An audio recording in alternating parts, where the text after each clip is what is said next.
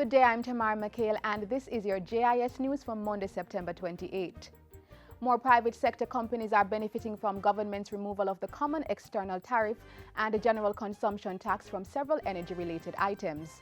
On Thursday, the Wisynco Group commissioned its 1 megawatt solar energy plant at its head office in Lake Spence, St. Catherine. The plant, which has the potential to save up to $1,000 per day, was installed at a cost of $200 million.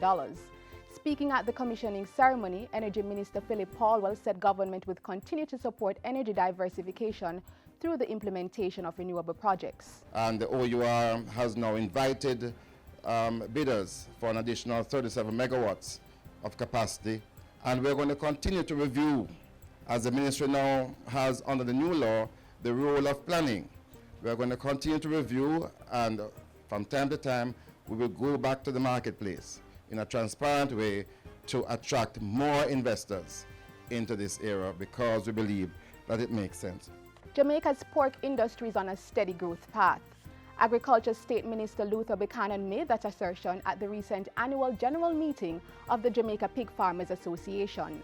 Among other things, he said government had reduced the easy import of prime cuts since the supply management regime was implemented in 2012 to address a glut on the market. That act of support continues today, and its results can be seen in the quantities of pork imported into the country over the period 2011-14. According to reports from the Statistical Institute of Jamaica, that period saw a 38.4% reduction in the importation of pork. Since 2012, there has also been no importation of pig leg for ham production. That achievement should not be taken lightly, given the significant emphasis that we place on the consumption of hams during the Christmas period.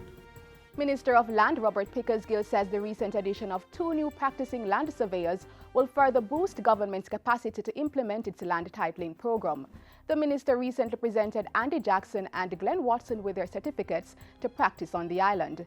The role of the land survey, and in particular the physical data that you gather, will play a major role in the roadmap towards sustainable development. Your role, therefore, becomes increasingly important when we consider how the impacts of climate change are likely to change our physical terrain.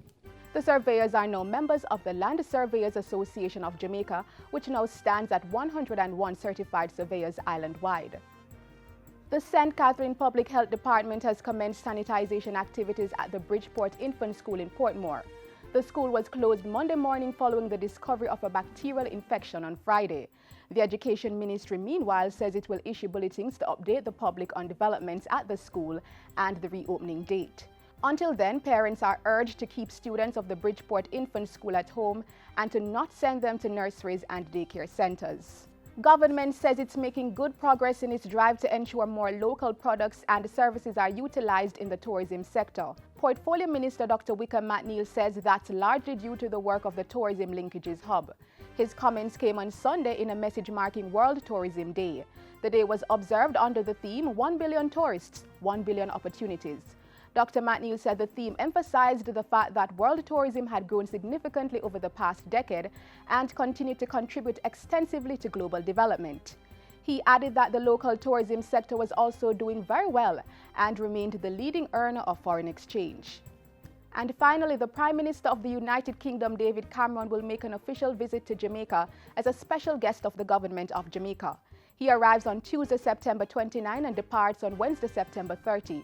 While in Jamaica, Prime Minister Cameron will be involved in several official activities in Kingston and St. Andrew, including a floral tribute in honor of soldiers of World Wars I and II.